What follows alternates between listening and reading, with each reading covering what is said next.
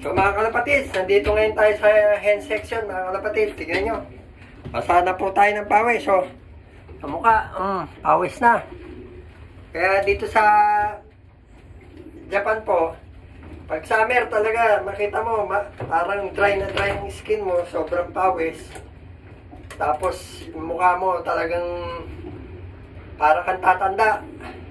Pero pagkadating ng winter, magbabago. Mabibinat to yung skin mo, parang press na press. Pero pag summer po talaga, grabe. Ito pong binabayaran dito eh. Kung summer, kaya kawawa yung mga kababayan natin na nag-game ba ngayon. Ibig sabihin, nagko-construction. Basta outdoor, kagaya nito. Talagang dugot pawis ang ang puhunan. Kaya papakita ko po sa inyo, nandito na po yung nabanggit sa akin ni Mr. Nakamura nung minsan na meron nakapwesto uli, nag-champion na sa One Loaf Race na sinalihan niya na naman. Nandito na po yung kalapate, hindi ko po na abutan nung in-unbox niya kasi hindi po kami nagsasabay. Ang rumerelievo na po sa akin dito, si mismong amo ko, si Mr. Nakamura, yung napakayaman na amo ko. Pagka Monday, Wednesday, Friday, siya po ang nandito. Ako naman, Tuesday, Thursday, Sabado, Linggo. Nagpalit po ng schedule. Yung Monday, Wednesday, Friday ko po sa kabila, nagpalit. Dito naman po ako 4, 3 na lang po dun sa kabila. So ito po, andito yung kalapate. Nagtataka po ko rito, ang sinasalihan po ni Mr. Nakamura, 1,001 kilometers sa OLR. Tapos ang kalapate ang liliit. Pero malalapad sila na maliliit. Pero ang muscle din na medyo matitigas. Ito po yung champion 2023. Isa siyang gray cell na hen. Mailap kasi pagka sa OLR hindi po nahawakan ng kalapate. O ito, nabunutan pa ni Mr. Nakamura ng buntot, no? Nung kinuha niya siguro sa karton, nagpupumiglas, talagang halos hindi na hawakan kasi nga, oil lang nga eh. Ito po yung itsura niya. Pearl eye po siya na gray cell. At dito po yung nanay po nito, imported. O, sila ng pakpak ko, pero ang titibay lumipad. Medyo nangayayat na po eh. O yan, ang daming nabunot ni Mr. Nakamura kasi motek siguro niya napakawalan. Ayan pa po yung niya, sensor at saka yung sing-sing. Tignan natin ang niya, kill bone ba? Tignan nyo, maliit siyang kalapate pero malapad yung kill bone niya, Kaya, tapos ang hipo niya, medyo tingin ko to, medyo nangayayat eh. Hindi niya kabisado rito, tsaka sobrang ilap niya. Naliligo na po sila, papakita ko po sa inyo. Ito yung champion natin ngayon ng OLR. Para maniwala po kayo, itong ring number niya. Yan, ang nakalagay, hindi JPN, kung hindi Nippon.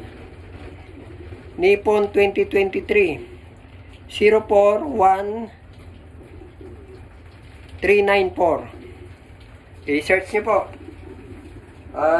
Kung hindi ako nagkakamali, kulay blue, baka sa Okinawa. So ito, kunan natin yung mga nandito po sa sa labas. Grabe rito, sobra init, kaya naisipan kong bigyan sila ng paliguan. Para ma-press-con naman sila, kawawa naman. Hindi ko nadala yung tripod ko eh. Bahala na, baka matumba. Yan, sige po, panoorin nyo habang naglilinis ako rito. Sana wag matumba kasi pag natumba, basa ang cellphone.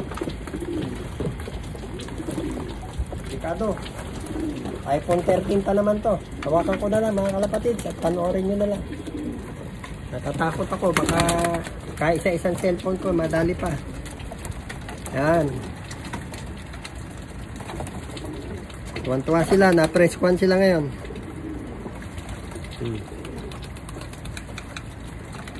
Mga mag-aalas 2 na po siguro.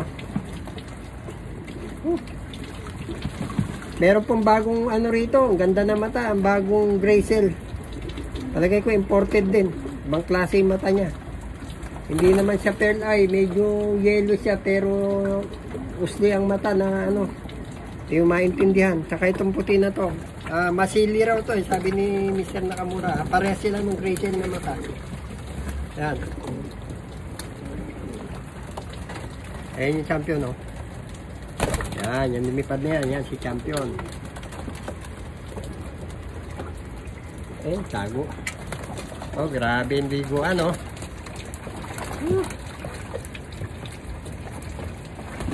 Sarap na sarap sila, oh.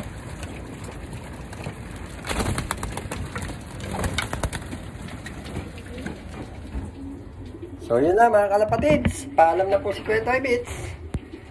Sa lahat po ng bagong subscriber po natin at saka yung mga dati po natin na tumatangkilik sa YouTube channel po ni Kuya Toy Bits. Marami po salamat sa inyo mga idol. At good news nga po pala, nakapagpadala na po tayo ng pangatlong batch na itlog sa Pilipinas. Yung unang batch po ng itlog, sinubukan ko lang po kung makakalusot. Sa 12 na itlog, ang napisa po, 6. So, 50% po tayo. Tapos, yung sumunod second batch po na pinadala ni Kuya Toy Bits, 36. Hindi. 38 eggs po ata. Kung di ako nagkakamali, ang napisa po is 20. So, ito pong third batch, nakapagpadala po uli ako dahil umuwi po yung anak ko at saka yung mga pamilya niya. Nakapagpadala po ako ng 32 eggs, pero pagdating po ron, nabasagan po tayo ng 4. Pero po yung pinadala ko, yung karamihan po ron is nalimliman na po ng almost 8 days, 10 days po nalimliman na. Kaya konting araw na lang po na hihintayin po ng kapartner ko ron, siya po nagpasiter. Very trusted po yung aking partner po dun sa Pilipinas.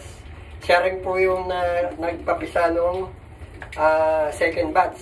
So, maganda pa naman po ang communication namin. Halos araw-araw niya naman po ina-update po si Kuya Toy Bits nyo para sa mga napisang kalapate.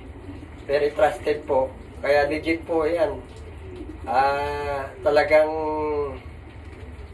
pagkakatiwalaan po yung tao na yun. Tsaka isa pa, matagal na po kami magkakilala nung pa po mga binata pa po kami, mga bata pa po, magkakasama na kami. Kaya very trusted po yung pinagkatiwalaan ko po na tao. Lahat po nung kasi bali 3 taon na po ang napagbigyan ko po ng palimlim. Pero itong pangatlo, inulit ko na lang po doon sa isa para isang lugar na lang po. Kasi pag nagkahiwa-hiwalay, noong una pinaghiwa-hiwalay ko, baka may magkasakit ka ko at may mapeste, may iwan. Pero ngayon, isang lugar na lang po. Kung sakasakali marami po sanang mapisa, marami po tayong island born dyan. At yun po, ang purpose po niyan, gagawin natin breeder. Bagamat nahirapan po tayo dito sa magpa-import ng kalapati dyan sa Pinas kasi hindi magkatugma yung ano nila, yung kumbaga sa role ng Pilipinas saka role ng Japan. Ang gusto ng Japan, mauna yung Pilipinas na magbigay, aproban lang nila. Ang gusto naman ng Pilipinas, ang Japan daw ang magbibigay ng permission to import o export, aproban naman daw nila. Kaya hindi ko maintindihan. Tsaka isa pa, napakamahal po ng sinisingil sa kada isang kalapate. Kaya po, napag-isip-isipan po ng amo ko, na-try po namin yung itlog. At least, miski pa paano, pagka okay na, nabigyan na po tayo ng pahintulot na magbiyahe po ng imported. At least, meron na po tayong island born po sa Pilipinas. So, yun lang po. Maraming pong salamat sa mga bagong subscriber at saka yung mga dati natin subscriber na walang sawang tumatangkilik kay Kuya Toy Bits. Maraming pong salamat sa inyong lahat po. Salamat po. Arigato po. Salamat. Bye. Like, share, and subscribe po. Huwag niyo pong kakalimutan. Arigato. Bye po.